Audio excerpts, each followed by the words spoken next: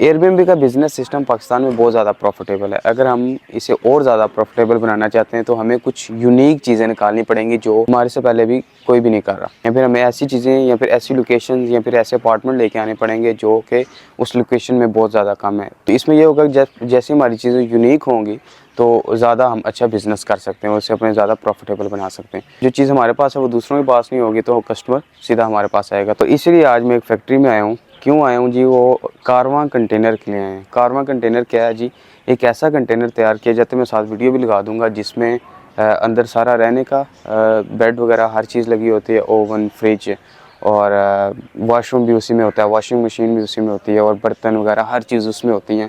और वो एक ट्रक के ऊपर रखा जाता है। वो ट्रक भी आपको पहाड़ों के अंदर ले जाता है, या जिस जगह पे आप वो कंटेनर लेके जाना चाहिए वहाँ पे जाके आप सैर के लिए जा रहे हैं या फिर जिस भी पर्पज़ के लिए जा रहे हैं आप जाएँ फैमिली के साथ, ऊपर जाके अपना टाइम स्पेंड करें 2-3 दिन, फिर आप वापस आ जाएँ।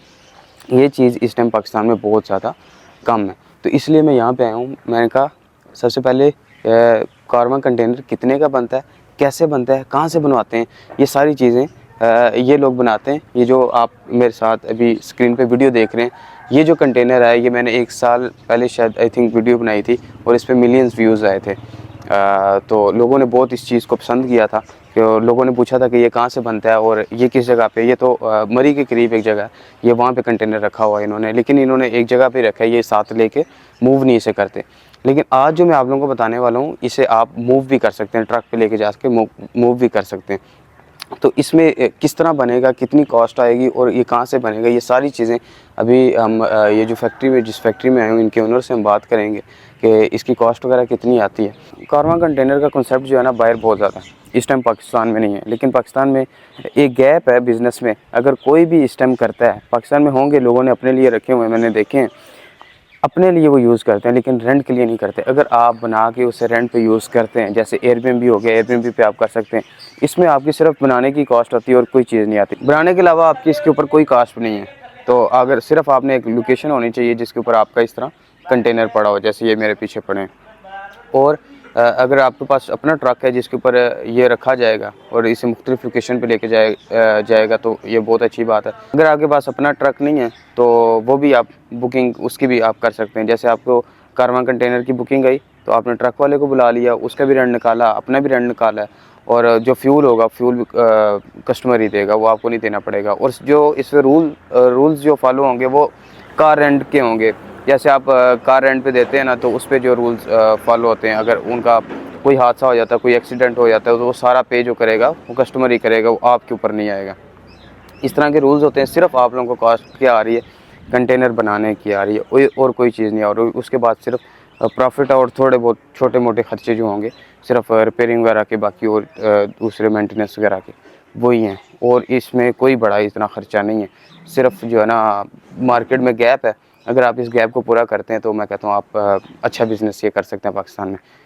ये चीज़ गैप है, इसे फ़िल करना पड़ेगा, तो जो फ़िल करेगा वो अच्छा कमाएगा। अभी हम ओनर से बात करेंगे कि इसमें कितनी कॉस्ट होती है और ये कितने दिन में रेडी हो जाता है। बाकी ये जो मैंने वीडियो आप लोगों को दिखाई है, ये इसी कंपनी ने ये कंटेनर रेडी किया था। तो अभी इनके ओनर से बात करते हैं कि इस पर कितनी कॉस्ट होती है और कितनी देर में ये बनता है। और बाकी लोकेशन वगैरह भी, बाकी नंबर वगैरह भी मैं अभी वीडियो में आप लोगों के साथ शेयर कर दूँगा। तो अगर आप लोगों ने भी बनवाना हो तो आप लोग भी इनसे रब्ता कर सकते हैं। जी अस्सलाम वालेकुम। इस टाइम मैं मौजूद हूँ जी ज़का साहब के साथ, जो कि इस कंपनी के ओनर हैं। जी ज़का साहब, आपका बहुत शुक्रिया, आपने हमें टाइम दिया। और अच्छा, जी पहले तो अपनी कंपनी का मुझे बताया ना, इसकी लोकेशन वगैरह क्या है और ये कहाँ पे है इस टाइम? अच्छी, ये Zaka engineering containers and prefab private limited, ये है आप इस्लामाबाद की मेन बड़ी अच्छी जगह पे है। पार्क व्यू सिटी की तरफ कभी आना हुआ हो या ना भी आए, पार्क व्यू सिटी का मेन रोड लगता है और उसी रोड पे अटक का पंप आप क्रॉस करते हैं, साथ ही बुखारी चौक है। बुखारी चौक से आगे प्लॉट नंबर 8 बनता है और ये वाली सारी वर्कशॉप है मेरी। जी ज़का भाई, मेरी बात हो रही थी तो मैंने वीडियो भी पहले इनको मेंशन की थी कि जो आपने कंटेनर तैयार किया था, कारवां कंटेनर, जी, तो उसमें कितनी कॉस्ट आती है? वो देखें उसके अंदर तो वो ऑल इन वन मुकम्मल, उसके अंदर हर तरह की फैसिलिटीज़ है और वो उसकी कास्ट तकरीबन 25 लाख के राउंड अबाउट है। उसके अंदर किचन, वॉशरूम, फिर उसके बाद आपके उसके अंदर तकरीबन 9 से 10% जो है वो सो सकते हैं आराम सुकून से, सोफ़े कम बेड वगैरह की सेटिंग इस तरह की आपने देखा होगा उसके अंदर फिर बिजली की, इलेक्ट्रिसिटी की सारी चीज़ों की सेटिंग है, फिर उसके अंदर वॉशिंग मशीन, फिर उसके अंदर फ्रिज, फिर उसके बाद ओवन, माइक्रो ओवन और ये वो सारी चीज़ें, यहाँ तक कि उसके अंदर आपकी जो सेवरेज की स्टोरेज है उसकी भी जगह है, और उसके अंदर आपके पास वाटर की स्टोरेज है उसकी भी जगह है, और छत के ऊपर सिटिंग एरिया, गीज़र, और ऊपर बैठने के लिए सिटिंग एरिया आपने अच्छी तरह से विज़िट किया था। और उसके ऊपर सोलर के लिए हमने जगह बनाई थी साथ में कि अगर कहीं पे बिजली ना हो तो वहाँ पे सोलर हमारा चल सके। तो उसकी तकरीबन कास्ट 25 लाख इस टाइम पे आ रही है। जो आपने कास्ट मुझे बताइए, ये अंदर जो बेड है सब ओवरऑल सब चीज़ें कर ओवरऑल हर चीज़ की इसमें कास्ट है, ठीक है। लेकिन उसका साइज़ 8x20 है। वो अक्सर क्योंकि पूछ लेते हैं बाद में मुझसे फ़ोन पे, कहते हैं कि भाई आपने साइज़ उसका बताया था ये कास्ट है, लेकिन कास्ट के अंदर 40 फीट के कंटेनर भी शुमार होते हैं, 10x40 भी, 8x20 भी, 8x40 भी, ऐसे डिफरेंट साइज़ के होते हैं। ये जो ऊपर कंटेनर 1 और 2 पड़े हैं, ठीक है, ये वाला साइज़ है जी, ये वाला साइज़ है, और ये 8x20 के ओरिजिनल साइज़ के ये शिपमेंट के लिए यूज़ होते हैं कंटेनर। ये सबसे मजबूत कंटेनर्स ही होते हैं। और ये नीचे वाली की क्या है? ये नीचे वाली कास्ट तकरीबन है तो ये उसकी कास्ट की निस्बत कम है, क्योंकि इसमें एक बेडरूम है, लिविंग है कि ओपन किचन है, वाशरूम है, बाहर वाली साइड से स्टोर रूम है, लेकिन ये फर्निश नहीं है। अगर फर्निश करके हम दें तो ये 18-1 लाख का हम बना के देंगे, क्योंकि वो जो चीज़ आपने कारवां देखी है उसके अंदर बहुत सारी चीज़ों की फैसिलिटीज़ उसके अंदर बहुत सारी हैं। हाँ, क्योंकि हमने तो एयरबीएनबी के लिए यूज़ कर रहे हैं ना, बिजनेस पर्पज़ के लिए, तो रेंट वगैरह के लिए, तो जी, उसमें जितनी ज़्यादा चीज़ें होंगी उतना ज़्यादा उसकी कास्ट। अब देखें, अगर उस पर्पज़ के लिए आपने यूज़ करना है तो वो कारवां ऐसी चीज़ है कि आप उसे दुनिया के किसी कोने में भी ले जाएं, दुनिया के किसी कोने में, कहने का मतलब आप मेरा समझें, दुनिया के किसी भी कोने में ले जाएं, समंदर के ऊपर भी आप उसे, शिपमेंट के दौरान भी उसके अंदर आप रहें सहें फैमिली के साथ जैसे मर्ज़ी, कोई कंफर्ट जोन में समझ लो आप रहेंगे। अच्छा, इसके अलावा आप क्या क्या चीज़ें बनाते हैं? मतलब इसमें देखें सबसे पहले तो शिपिंग कंटेनर, पोर्टेबल स्पेसेस, उसमें ऑफिसेज हो गए, बेडरूम्स हो गए, फिर पूरे घर बनते हैं इनके।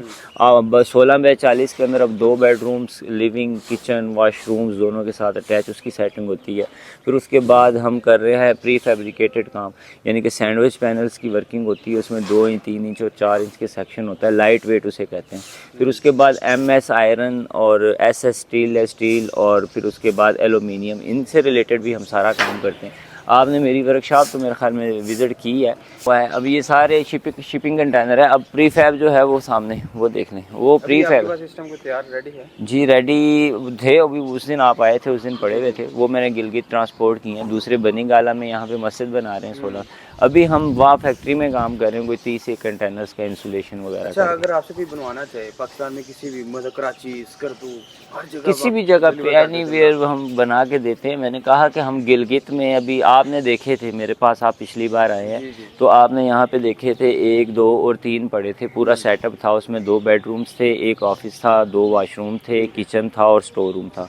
मैंने आपको विज़िट करवाया था, मुझे याद पड़ता है। वो हम गिलगित में डिलीवर करके, इंस्टॉलेशन करके, एंड फिनिशिंग भी वहाँ हम करके हैं। मैं बजाते खुद वहाँ पे गया हुआ था, और मैं खुद अपनी लेबर को लेके गया था और उधर से वापस आया। अच्छा, आपको कोई भी बंदा पिक्चर देता है, अगर हमें कोई भी डिज़ाइन नेट से पसंद आ जाता है, ठीक है, तो हम वो आपको देते हैं, मेरी ऑडियंस देती है आपको, तो आप वो रेडी करके देते हैं? जी, इसमें कोई भी वो नहीं है। इंशाल्लाह आप जैसी पिक्चर देंगे, ब्रिटिश स्टाइल के बहुत सारे कंटेनर्स हैं, अगर आप उसके अंदर जाते हैं तो इंशाल्लाह मुझे यकीन है कि मैं इंशाल्लाह आपको सेम उसी तरह से 19-20 का कभी किसी चीज़ में फ़र्क हो जाए, क्योंकि बाहर की और पाकिस्तान की जो चीज़ें हैं उनमें डिफरेंस ज़रूर है, लेकिन इंशाल्लाह वर्किंग हमारी सेम टू सेम वही एज इट इज़ होगी इंशाल्लाह। अच्छा, इसके अलावा आप क्या करते हैं? मतलब जैसे हम ये मैं बताता हूँ, आप कंस्ट्रक्शन करवाते हैं घर की, उसके अंदर MS, SS और एलुमिनियम, इन तीनों चीज़ों की, आयरन से रिलेटेड मेन गेट हो गया, सेफ्टी ग्रिल होगी, रीलिंग होगी, SS की रीलिंग हो गई, उसकी सेफ्टी ग्रिल्स हो गई, एलुमिनियम की विंडोज़ हो गई, उसकी पार्टीशंस वगैरह हो गई, ये वो सारी अल्हम्दुलिल्लाह सारी पूरी वर्कशॉप है, पूरी वर्किंग है। ऐसे ये कंटेनर जो हैं ज़्यादातर यूज़ ये कौन लोग खरीदते हैं, किस चीज़ के लिए, किस असल में ये चीज़ आपने बहुत अच्छी पूछी है। ये बहुत सारी जितनी भी बड़ी मल्टीनेशनल कंपनीज़ हैं वो सबसे ज़्यादा शिपिंग कंटेनर्स के अंदर अपने ऑफिसेज बनाती हैं। क्योंकि वो अगर किसी भी जगह कोई जगह ख़रीदती तो नहीं है, वो रेंट के लिए लेती हैं, तो वहाँ पे हमसे कंटेनर्स लेके 10 साल 5 साल 6 साल 10 साल के लिए वहाँ पे रख देती हैं, और वहाँ से जब उन्होंने नेक्स्ट प्रोजेक्ट शुरू करना होता है वहाँ से मूव करते हैं, उधर ले जाते हैं। ना उनका कोई भी खर्चा नहीं होता, सिर्फ इतना होता है कि ट्रांसपोर्टेशन यहाँ से लोडिंग करनी है कंटेनर्स को क्रेन के साथ, और यहाँ से ट्रैले ने फिर दूसरी लोकेशन पे मूव कर जाना है। उसके लिए बस इतना सा है। और अभी तो आपके ये नार्दर्न, ये जो पहाड़ी इलाके जितने भी हैं, गिलगित हो गया, नारायण हो गया, ये मरी हो गया, इस एरिया में बहुत सारे लोग अब इसके ऊपर आ रहे हैं, क्योंकि वहाँ पे दूसरी कंस्ट्रक्शन बहुत महंगी पड़ रही है। आप डंपर बजरी का लेके जाएँ, रेत का लेके जाएँ, वहाँ पे ब्लॉक लेके जाएँ, आपको ट्रांसपोर्टेशन ही इतनी पड़ती है। ये पूरा घर यहाँ पे तैयार करो, एक ही बस ट्रक का किराया दो और वहाँ पे जाकर इंस्टॉल करो। मुझे याद नहीं है, मैंने एक होटल वहाँ देखा, क्यूब रिजोर्ट के नाम से है, हमने उसकी वर्किंग की है। जी जी, हमने भी उसकी वर्किंग भी की है। अभी रिसेंटली हम उसकी मेंटेनेंस के लिए मेरी टीम गई हुई थी, दोबारा करके उसकी वुडन फ्लोर उसकी जो है वो ख़त्म हो गई थी, थोड़ी सी डिस्टर्ब हो गई थी, उन्होंने उतरवा के नहीं लगाई है नीचे से वो। और लोग ज़्यादा पसंद करते हैं। हाँ हाँ, वो आपने अगर क्यूब रिजोर्ट देखे हैं तो वो बड़े ज़बरदस्त उन्होंने बनाए हुए हैं, इसमें कोई जब स्नो हो तो उसमें तो मैं कहता हूँ बहुत वो फिर स्नो के साथ साथ उसके अंदर जो उन्होंने व्यू के लिए विंडोज़ की सेटिंग की है ना, राउंड के अंदर 7 फुट का पूरा राउंड दिया हुआ है, और अंदर आप अपने बेडरूम में बाहर से किसी को नहीं पता आप अंदर है कि नहीं है, क्योंकि वन साइड ग्लास लगा हुआ, और अंदर से आप बैठ के फुला इंजॉय करते हैं पूरे। टेम्परेचर जैसे आपने अभी बात की है ना स्नो की, तो टेम्परेचर किस तरह हम इसमें टेम्परेचर बहुत ईजी है, इसके अंदर आप ग्लास वूल की इंसुलेशन कर लें आपका बहुत। मेरे अब मुझे याद पड़ता है कराची के अंदर कंटेनर पड़े हुए मेरे, बहावलपुर में पड़े हुए, मुल्तान में ये जो आपकी मोटरवे बन रही है वहाँ पे, शुजाबाद के रोड के ऊपर मेरे गए हैं, वहाँ पे गर्मी बहुत ज़्यादा होती है, वहाँ पे मेरे कंटेनर गए हैं, मैंने इंसुलेशन करके दी है ग्लास वूल की। अभी तक मुझे नहीं याद किसी ने भी मुझे इस मसले के लिए मुझे किसी ने कंप्लेन की हो कि यार बहुत तप रहे हैं, ये बहुत ज़्यादा वो नहीं, क्योंकि हम इंसुलेशन करके इसको पैक कर देते हैं। और सर्दी में दोनों में। अब बल्कि आप हम पार्क ड्रीम होटल पे गए नहीं नारायण में, आप उधर रहे हैं, रात भी रहे हैं, मुझे याद है। आप मेरे वैसे तो फ्रेंड भी हैं, तो मैंने आप वहाँ पे रहे, आपने खुद फील किया टेम्परेचर में, आपको उसमें कोई इशू बना है? स्नो थी मेरे ख्याल बहुत माइनस हो, वहाँ पे माइनस टेम्परेचर, मैं खुद जब वर्किंग के दौरान वहाँ पे रहा हूँ तो मुझे याद पड़ता है -6-7 तक वहाँ पे टेम्परेचर जाता रहा मेरी मौजूदगी में। तो अंदर हम जब लेटे हुए थे तो कोई, यहाँ तक कि इवन के हीटर भी हमने नहीं लगाया था वहाँ, क्योंकि बंदों के अपने टेम्परेचर के मुताबिक उसके हो जाता है ना, तो इसलिए। अच्छा जी ज़िका भाई, बहुत शुक्रिया आपका, आपने मुझे टाइम दिया। और दूसरा अभी आप मुझे बता दें, जो मेरी ऑडियंस जो हमें देख रहे हैं वो आपके साथ किस तरह रब्ता कर सकते हैं? एक तो अपना नंबर बता दें, कि वो पीछे भी स्क्रीन पे मेरे ख्याल में मेरे ख्याल में वो नंबर भी मेरा है, मेरा अपना ज़ाती वही नंबर है मेन, 034052212225। और पहले पाक इंजीनियरिंग कंटेनर्स के नाम से वर्किंग कर रहा था, लेकिन पाक का नाम उन्होंने SECP ने तो मुझे नहीं दिया, तो इसलिए मैंने अब जो है ना Zaka engineering containers and prefab के नाम से। जी सब कुछ ओवरऑल। ठीक है, बहुत शुक्रिया। बहुत शुक्रिया।